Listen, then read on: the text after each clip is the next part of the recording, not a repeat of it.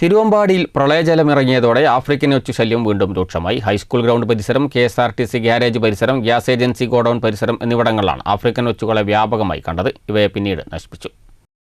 കഴിഞ്ഞ ദിവസങ്ങളിൽ പെയ്ത കനത്ത മഴയെ തുടർന്ന് വെള്ളം കയറിയ പ്രദേശങ്ങളിൽ വെള്ളമിറങ്ങിയതോടെ തിരുവമ്പാടിയിൽ വൻ ദുരിതം. ഹൈസ്കൂൾ ഗ്രൗണ്ട് പരിസരം, KSRTC ഗ്യാരേജ് പരിസരം, ഗ്യാസ് ഏജൻസി ഗോഡൌൺ പരിസരം എന്നിവിടങ്ങളിൽ ആഫ്രിക്കൻ ഒച്ചിൻ്റെ കൂട്ടനിരയാണ് കാണാനായത്.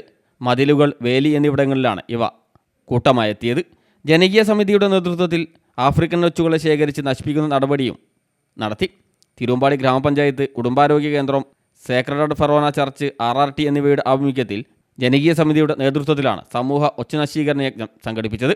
ശേഖരിച്ച ആഫ്രിക്കൻ ഒച്ചുകളെ ജൈവ കീടനാശിനി ഉപയോഗിച്ച് നശിപ്പിച്ച ശേഷം കുഴിച്ചിട്ടു. പഞ്ചായത്ത് അംഗങ്ങളായ Biju Annar Mannil, Mariyamma Babu, parish council secretary Thomas Valiyaparamban, health inspector M. Suneer, junior HI Mujeeb Abdussalam, pharmacist K. Vishnu, RRT വളണ്ടിയർമാരായ റജീബ് പുതുപ്പറമ്പിൽ, ബിജു പുരയിടം, സിബി വെട്ടിക്കാട്ട്, ബൈജു കുന്നുംപുറം തുടങ്ങി നിരവധി പേർ നേതൃത്വം നൽകി. News bureau, Thiruvambady.